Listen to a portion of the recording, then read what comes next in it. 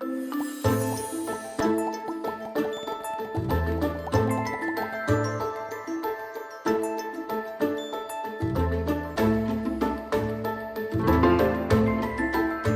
bonjour à toutes et à tous.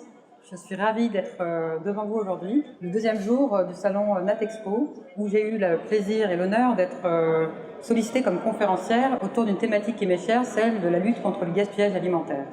Je suis moi-même présidente de cette société, Green Village, de lutte contre le gaspillage alimentaire à la source.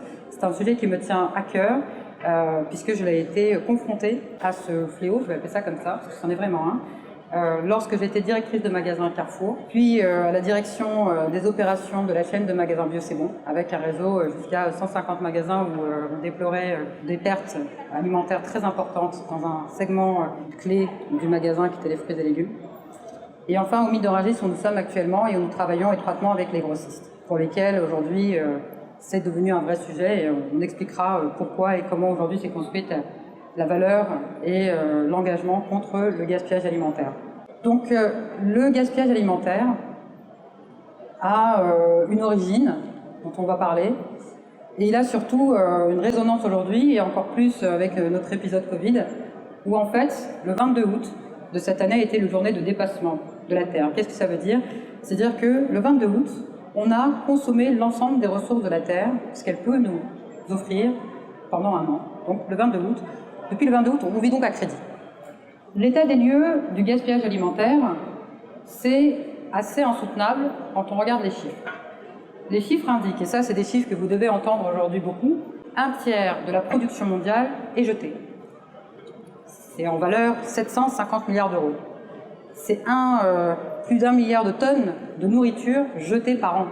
Quand on sait qu'une personne sur 9 souffre dans la faim dans le monde, ça fait réfléchir. Dans ce gaspillage alimentaire, on a 70% qui sont des produits frais. On va expliquer pourquoi est-ce que ce sont les produits qui font l'objet le plus de gaspillage. Et pareil, dans ce gaspillage alimentaire, la moitié, c'est des fruits et légumes. Qu'est-ce que le gaspillage alimentaire? Pour déjà se mettre d'accord sur la définition, parce qu'elle a fait l'objet de tout un tas de littérature et au niveau des échanges dans les États et entre les États et à l'intérieur même d'un État, il fallait savoir de quoi on parlait. Le gaspillage alimentaire, c'est en fait toute nourriture destinée à la consommation humaine qui, dans la chaîne d'alimentation, a été perdue, jetée ou dégradée. C'est le gaspillage alimentaire. Les pertes alimentaires interviennent, elles, au niveau amont de la production. Mais alors, chacun des acteurs qui sont aujourd'hui dans cette fameuse chaîne alimentaire vont avoir un vocable qui va diverger et qui va être différent. Chez les producteurs, on appelle ça le surplus. Donc l'excédent de production, c'est le surplus. Chez le distributeur, c'est de l'invendu ou de la casse.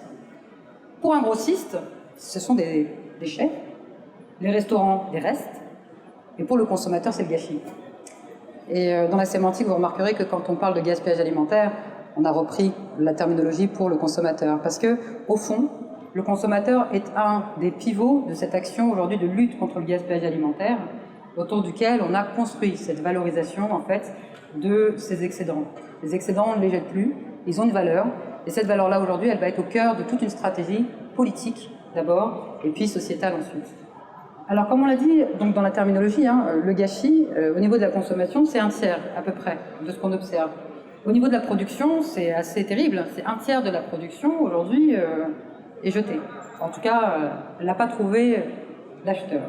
La distribution, on tape beaucoup sur elle. Alors c'est beaucoup en valeur puisque numériquement ils sont très nombreux. Ça représente 14%.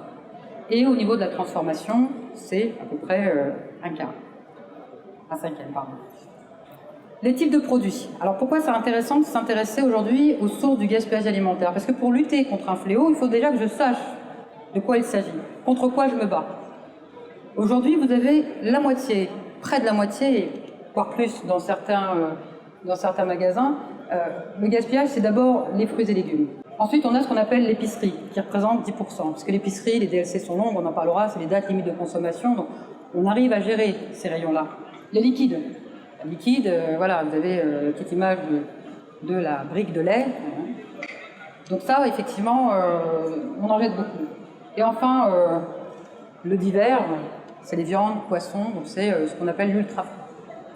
On s'intéresse aujourd'hui au gaspillage alimentaire et on a consacré une lutte lutte contre le gaspillage alimentaire, parce qu'il y a d'abord un phénomène environnemental.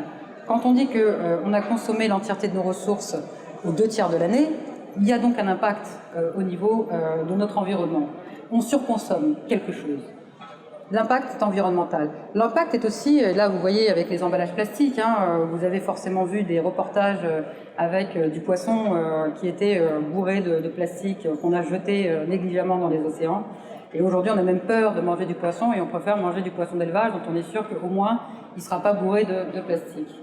L'impact social, oui, parce qu'on vit dans un monde où la répartition des aliments est malheureusement au détriment d'une certaine population. Donc on a les pays très industrialisés et le reste du monde.